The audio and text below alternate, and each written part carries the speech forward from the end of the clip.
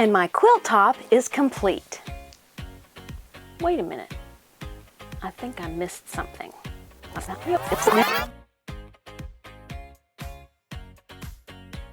Hi everybody, it is April and I'm in my craft room. And today we're going to make another quilt with 9 fat quarters that will be done lickety-split. The pattern actually looks like this. There is a link to the original blog post about how to create this pattern that's in the description below.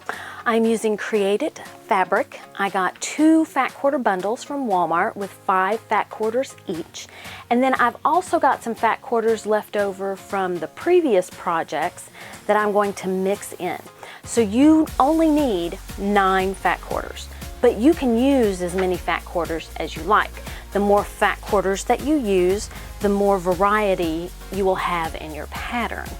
The quilt size will end up being 48 by 60. This quilt is a type of pattern that you can move your strips anywhere you want and use them however you want.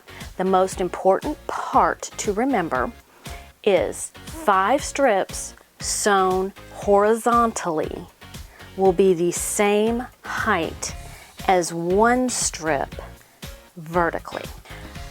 So let's go through the fabrics and then we'll get into the actual pattern.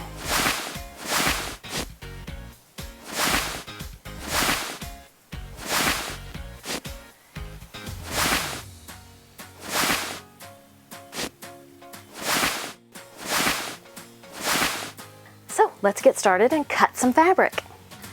We've got our stack of fat quarters, so I'm going to get this edge as close together as possible when lining up my selvages. I actually usually do this part when I am, and yep, I'm gonna say it, I did it when I was pressing these. Shh, don't tell anybody. I'll lose my street cred if somebody finds out that I pressed something, because I hate pressing it. I'm going to put my polka dots on top because it lined up worst on the left. The left-hand side is going to be my guide, and I'm going to even up this side. My selvage is the straightest part of my fabric. So I can line up my selvage on the bottom, and then wherever the fabric is over the furthest, I will line my ruler up there. So this guy is the furthest over. And I'm just gonna kind of flip, and I can see that they're all lined up. I'm going to grab at each corner and turn it around and put my selvage over this line. So here you can see that my selvage is on the outside of that line, and actually I have a little bit of wiggle room here. But since I am okay with my 20.5 inch mark here, I'm not gonna worry about this in case one of the selvages below is larger. I'm gonna put my weight here to hold that end down, and I'm just gonna cut along this line. I'm going to line my ruler up on the 20.5 inch mark, and then I'm going to line my ruler along this edge of the fabric because I know that this edge has been cut and it's straight. I'm going to put my weight at the end, and I'm going to cut for my 4.5 inches. I know this line is straight, I know this line is straight, and I know this line is straight. So I am going to cut on this line. I'm gonna flip these around. I'm gonna flip it this way so I can cut with my right hand, which is how most of you all will be doing it. Because you know, we left-handers, we're special. So I make sure I line up 4.5 inches. There's my 4.5. Scoot it over a little because it's over. Okay, I've lined it up along the bottom. I'm going to put my weight on it, and I've got 4.5. Measure twice, cut once. And we're going to cut out as many 4.5-inch strips as we can get out of this fat quarter. So our strip is 20.5 by 4.5. I would suggest for your first quilt to make 4 blocks with 5 strips. Those will be placed horizontally. And then the rest of your strips, you'll just place vertically in between around those 4 blocks.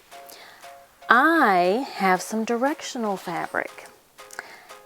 If it bothers you, if your directional fabric doesn't face the right way, you will want to make your directional fabric part of your horizontal blocks.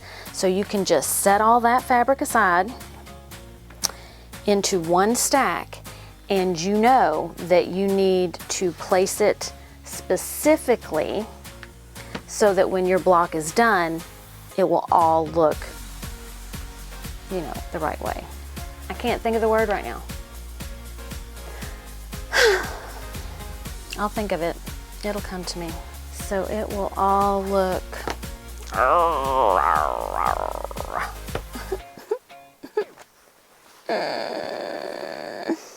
yep, maybe it won't come to me. It should come to me. I don't feel it coming to me. Okay, how about this? So it will all look structured. So I've got my stack of my horizontal and my other stacks of my non-horizontal. So here's one that is directional. I'm going to try and make sure that my directional fabric is in my blocks that will be horizontal.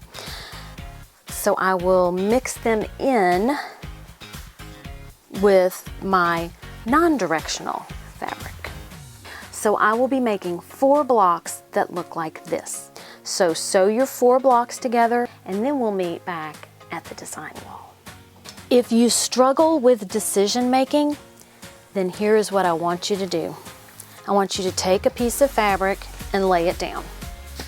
I want you to take the next piece of fabric that you see, and if it's not the same as what you already have in your block, lay it down. Take the next piece. And take the next piece.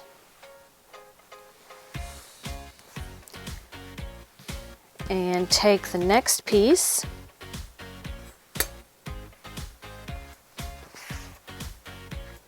And sew those together and make your block. Do not overthink this. This is not a quilt to be overthought. It is just a quilt to have fun with.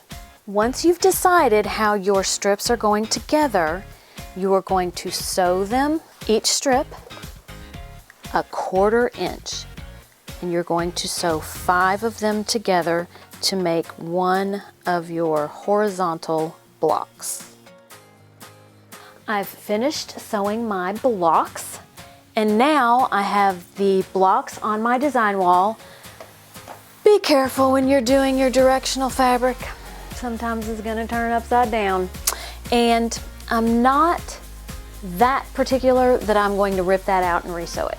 If you want to rip it out and resew it, more power to you. So what I've done is here's a block, here's a block, here's a block, and then I have one more because I said I was going to do 4. And I think I'm going to kind of put it right here. And then I'm going to take my leftover strips and fill it in. If you struggle with decision making, just start picking up pieces of fabric and putting them on the wall. Let's go here.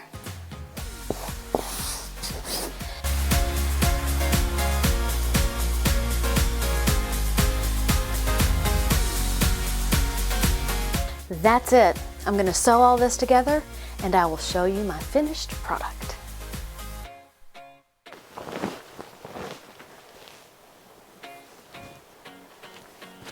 My quilt top is complete. I am very pleased. I added this black, real skinny border to the main quilt, and then I added this paint splatter border to that. And you can see how it frames the outside of the quilt. So do you think that it was worth it adding this border to get that frame? Or would you have been okay with just adding the splatter border? Or would you have just used the splatter fabric as the binding on your quilt and skipped all the extra work that the borders cost you? Let me know in the comments below. This quilt can be as big or as small as you want. This is now 56 by 68 since I added a 1-inch border all the way around and then a 3-inch border all the way around. Thank you for watching. Have a great day. Eat some chocolate and be kind to everyone. Until next time, bye.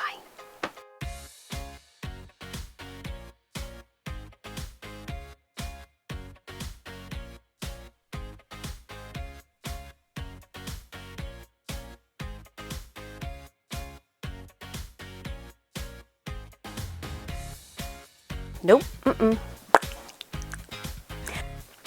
It's Creativ.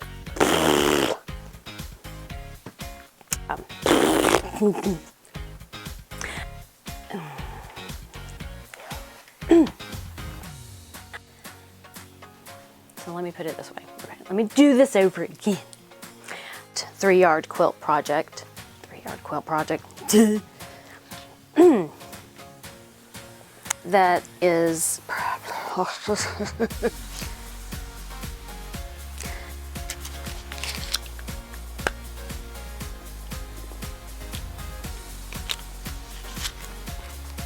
you can go now.